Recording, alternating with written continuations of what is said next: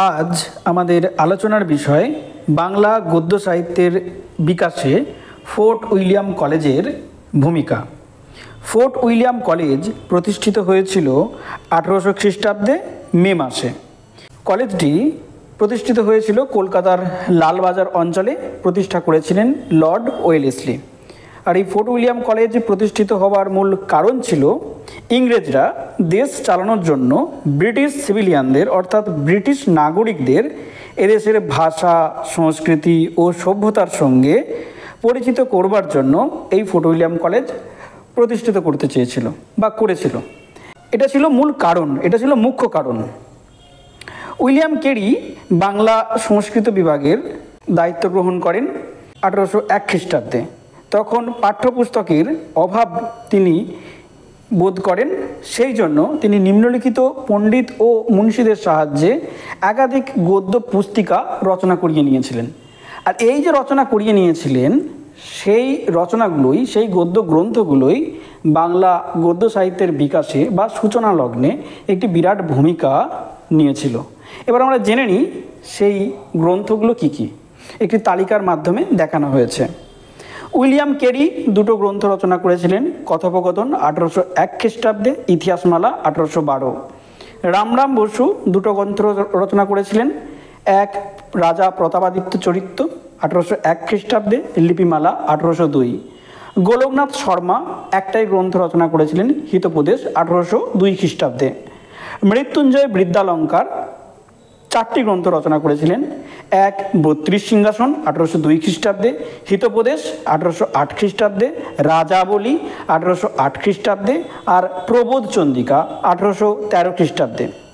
তারিণীচরণ মিত্র একটি গ্রন্থ রচনা করেন, ওরিয়েন্টাল ফেবুলিস্ট 1803 খ্রিস্টাব্দে। এই ওরিয়েন্টাল ফেবুলিস্ট গ্রন্থটা ছিল ইসোফেবলস অর্থাৎ ইসপের গল্প বলতে আমরা যা পড়েছি, যা আমরা জানি, তার ছিল অনুবাদ। আর রাজীব লোচন মুখোপাধ্যায় রচনা করেন মহারাজ কৃষ্ণচন্দ্র রায়স্য চরিতম 1805 খ্রিস্টাব্দে প্রকাশিত হয়। চণ্ডীচরণ মুন্সী লেখেন তোতা ইতিহাস 1805 খ্রিস্টাব্দে। রামকিশোর তর্কচূড়মণি লেখেন হিতোপদেশ 1808 খ্রিস্টাব্দে। হরপ্রসাদ রায় লেখেন পুরুষ পরীক্ষা 1815 খ্রিস্টাব্দে। কাশীনাথ তর্ক পঞ্চানন লেখেন পদার্থতত্ত্ব কৌমুদী 1821 খ্রিস্টাব্দে আর আত্মতত্ত্ব কৌমুদী 1822 খ্রিস্টাব্দে। আর মোহন প্রসাদ ঠাকুর লেখেন ইংরেজি বাংলা শব্দকোষ 1810 খ্রিস্টাব্দে। এই লাস্ট বইটা ছিল মূলত ডিকশনারি গোছের। এটাতে গদ্য কম, এতে ডিকশনারি, এটা অভিধানমূলক গ্রন্থ। এই গেল গদ্যকারদের তালিকা। আমরা ইতিমধ্যে ফোর্ট উইলিয়াম কলেজ প্রতিষ্ঠার মূল উদ্দেশ্য আমরা জেনেছি। এইবার আমরা মূল 3 জন গদ্যকার সম্বন্ধে একটু বিস্তারিত আলোচনা করব। 1 উইলিয়াম কেরি, 2 মৃত্যুঞ্জয় বিদ্যালঙ্কার আর 3 রামরাম বসু। এই 3 জনকে নিয়ে আমরা একটু আলোচনা করব। প্রথমে উইলিয়াম কেরি। উইলিয়াম কেরির জন্ম 1761 খ্রিস্টাব্দে, মৃত্যু 1834 খ্রিস্টাব্দে। উইলিয়াম কেরির প্রথম গ্রন্থ কথোপকথন, এই গ্রন্থটি লেখা হয়েছিল 1801 খ্রিস্টাব্দে। এই বইটি ইংরেজ সিভিলিয়ানদের এ দেশের কথ্য ভাষার বিচিত্র ভঙ্গির সাথে পরিচিত করবার উদ্দেশ্যে সংকলন করা হয়। মনে রাখতে হবে, সংকলন শব্দটার উপরে জোর দাও। সংকলন করা হচ্ছে, নিজে কিন্তু লিখছে না, মানে সংকলন করছে, তিনি সংকলকের ভূমিকায় গ্রহণ করছেন। বইটিতে মোট 31টি অধ্যায় আছে। অধ্যায়গুলিতে মজুরের কথাবার্তা, ঘটকালি, হাটের বিষয়, স্ত্রীলোকের হাট করা, মাইয়া কন্দল, জমিদার রায়ত ইত্যাদি সাধারণ স্তরের মানুষদের কথোপকথনের উদাহরণ দেওয়া হয়েছে। অর্থাৎ ব্রিটিশ সিভিলিয়ানরা তো এখানে আসবে, তারা এই বইটা পড়ে অন্তত বুঝতে পারবে এখানকার মানুষ কিভাবে কথা বলে, সেই কথা বলার ধরনটা কীরকম, সেটা বোঝানোর জন্য এই সংকলন গ্রন্থটা উইলিয়াম কেরি প্রণয়ন করেছিলেন বা সংকলিত করেছিলেন। আর দ্বিতীয় যে গ্রন্থ সেটি হলো ইতিহাসমালা। এটি আসলে ইতিহাস বই নয়। এই ইতিহাসমালা গ্রন্থটা প্রকাশিত হচ্ছে 1812 খ্রিস্টাব্দে, কিন্তু এটা কোনো ইতিহাস বই নয়। এটি হলো প্রাচ্য ও পাশ্চাত্য সূত্র থেকে সংকলিত কতগুলি গল্পের সমষ্টি। এই বইয়ের ভাষা কিছুটা হলেও উন্নত এবং গদ্য রচনার একটা স্টাইল এখানে লক্ষ্য করা যায়। গল্পগুলো অধিকাংশই এখানে ব্যঙ্গপ্রধান। বাইবেল অনুবাদ গ্রন্থের মতো ভাষার আড়ষ্টতা এই ইতিহাসমালা গ্রন্থে লক্ষ্য করা যায় না। কেরি সম্ভবত এই বইয়ের সংকলক, তিনি কিন্তু এই বইয়ের লেখক নন। তাহলে তার লিখিত বই যে আমরা বলি না, উইলিয়াম কেরির লিখিত দুটি বই, আসলে তা না, আসলে সংকলিত, তিনি সংকলকের ভূমিকা গ্রহণ করেছিলেন। কথোপকথন আর ইতিহাসমালা। রামরাম বসু দুটো বই রচনা করেছেন।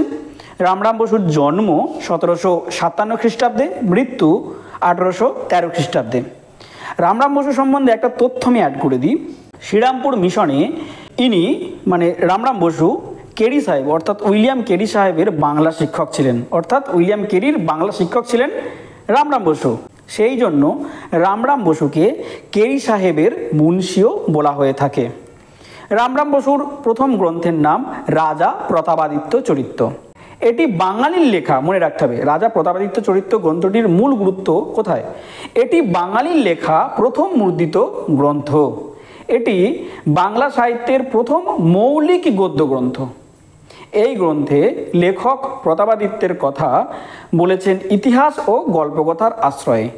এই বইয়ের ভাষা সহজ ও স্বচ্ছন্দ ছিল না, বরং এখানে কি হচ্ছে, প্রবলেমটা কোথায়? এই বইয়ের প্রবলেমটা কোথায়? ভাষায়।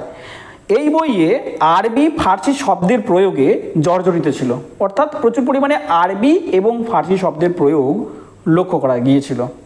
গদ্যের অন্বয় মানে সংযোগ, গদ্যের অন্বয় ছিল অতি বিশৃঙ্খল, অর্থাৎ তিনি যে গদ্যটা লিখছেন সেটা কিন্তু যথেষ্ট সুবিধের না। তবুও এই বইটার একটা ঐতিহাসিক গুরুত্ব আছে।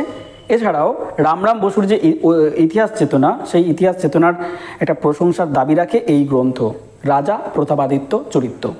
দ্বিতীয় বইয়ের নাম লিপিমালা। এই বইটি নানা বিষয়ে লেখা চিঠির সংকলন। পত্রের আকারে নানা পৌরাণিক ও লৌকিক কাহিনী এখানে বিবৃত হয়েছে। এই গ্রন্থে আরবি ফার্সি শব্দের প্রয়োগ তুলনামূলক কম লক্ষ্য করা যায়। আগে অনেক লক্ষ্য করা গিয়েছে আগের বইটাতে রাজা প্রতাপাদিত্য চরিত্রে, এখানে তুলনামূলক কম লক্ষ্য করা যাচ্ছে। বাংলা গদ্যরীতির অন্যতম প্রধান লেখক রূপে রামরাম বসুর কৃতিত্ব যাই হোক, বাংলা গদ্যের বিবর্তনে তার কথা কিন্তু কখনোই ভুললে চলবে না। রামরাম বসুর তাই একটা কিন্তু গুরুত্বপূর্ণ ভূমিকা রয়েছে। তিনি দুটো গ্রন্থ লিখলেও তার বাংলা গদ্য সাহিত্যের বিকাশে তার কিন্তু যথেষ্ট গুরুত্বপূর্ণ ভূমিকা রয়েছে। এবার আসবো তৃতীয় জনের কথায়, মৃত্যুঞ্জয় বিদ্যালঙ্কার। মৃত্যুঞ্জয় বিদ্যালঙ্কার ফোর্ট উইলিয়াম কলেজে যতজন গদ্য গ্রন্থ রচনা করেছিল তাদের মধ্যে ইনি সবচেয়ে বেশি গদ্য গ্রন্থ রচনা করেছেন, 4টি। এনার জন্ম 1762 খ্রিস্টাব্দে, মৃত্যু 1819 খ্রিস্টাব্দে। ফোর্ট উইলিয়াম কলেজের বাংলা বিভাগের প্রধান পণ্ডিত ছিলেন মৃত্যুঞ্জয় বিদ্যালঙ্কার। বাংলা গদ্য সাহিত্যের প্রকৃত স্রষ্টারূপে এনাকেই সম্মান দেওয়া উচিত। ইনি সবথেকে বেশি সংখ্যক বই রচনা করেছিলেন, যেটা আমি এইমাত্র বললাম। বিদ্যাসাগরের পূর্বে যথার্থ ভাষাশিল্পী হলেন ইনি। মৃত্যুঞ্জয়ের 32 সিংহাসন ও হিতোপদেশ সংস্কৃতের অনুবাদ মাত্র। বিষয়বস্তুর দিক থেকে এক্ষেত্রে এই বই দুটির কোনো রকমের কিছু মৌলিকতা নেই। 32 সিংহাসন বইয়ের বিষয়বস্তু হুবহু কোনো না কোনো বই থেকে অনুদিত নয়, বরং নানা রকম স্থান থেকে সংগৃহীত। মৃত্যুঞ্জয় বিদ্যালঙ্কারের আর যে বাকি 3টে বই আছে, সেই 3টে বই কী? রাজাবলী গ্রন্থে কি আছে? কলির আরম্ভ থেকে ইংরেজ অধিকার পর্যন্ত ভারতবর্ষের রাজা ও সম্রাটদের কথা তিনি রাজাবলী গ্রন্থে লিখেছেন। আর প্রবোধচন্দ্রিকার মধ্যে নানা শাস্ত্রকথা, নীতিকথা, ব্যাকরণ, গালগল্প ইত্যাদি সংকলিত আছে। আর বেদান্ত চন্দ্রিকা হলো রামমোহনের বেদান্ত গ্রন্থের প্রতিবাদে লেখা এই বইটা, বেদান্ত চন্দ্রিকা। মৃত্যুঞ্জয় বিদ্যালঙ্কারের বাংলা গদ্য সাহিত্যের বিকাশে একটা বিরাট বড় ভূমিকা রয়েছে, অবদান রয়েছে। সেগুলো কি?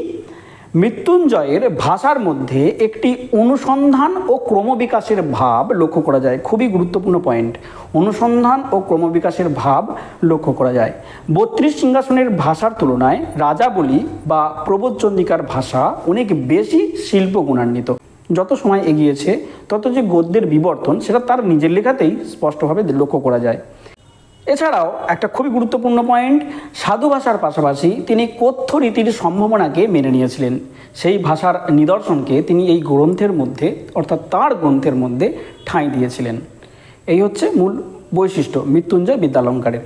এবার এতক্ষণ ধরে যে আমরা ফোর্ট উইলিয়াম কলেজ নিয়ে কথা বলছিলাম, তাহলে ফোর্ট উইলিয়াম কলেজ বাংলা গদ্য সাহিত্যের বিকাশে অবদান কী? আমরা জাস্ট 3টে সূত্রে একটু মনে রাখবার চেষ্টা করব। 1. ফোর্ট উইলিয়াম কলেজে পাঠ্যপুস্তক রচনার মধ্যে দিয়েই বাংলা গদ্য সাহিত্যের প্রারম্ভিক উন্মেষ ঘটে থাকে, তাই বাংলা গদ্য সাহিত্যের ইতিহাসের ক্ষেত্রে ফোর্ট উইলিয়ামের ভূমিকা খুবই গুরুত্বপূর্ণ। 2. গদ্য পূর্বের তুলনায় বেশ কিছুটা সাবলীল হয়ে উঠেছে। আর 3. ক্রমবিবর্তনের যে ধারা, সেটা এই ফোর্ট উইলিয়াম কলেজের গদ্যে যথেষ্ট লক্ষ্য করা যায়। আরও কিছু কিছু কথা বলা যায়। বাংলা গদ্যের যে প্রারম্ভিক লগ্ন, তখনও যেহেতু ঠিকঠাকভাবে কোনো কিছু ব্যাকরণ গ্রন্থটন্ত্র ইত্যাদি তৈরি হয়নি, তাই একটা গদ্য লিখবার প্রয়াস, ঠিকঠাক গদ্য লিখবার প্রয়াস হাতে খড়ি বলা যেতে পারে, সেটা এই পর্যায় থেকেই জোর কদমে শুরু হয়েছিল। এরপর আসবে রামমোহন রায়, তারপর আসবে বিদ্যাসাগর, তারপর আসবে বঙ্কিম। আস্তে আস্তে এই গদ্যের ক্রমবিকাশটা আমরা এদের মধ্যে দেখতে পাবো। এই ছিল আজকের মূল আলোচনা, বাংলা গদ্য সাহিত্যের বিকাশে ফোর্ট উইলিয়াম কলেজের ভূমিকা।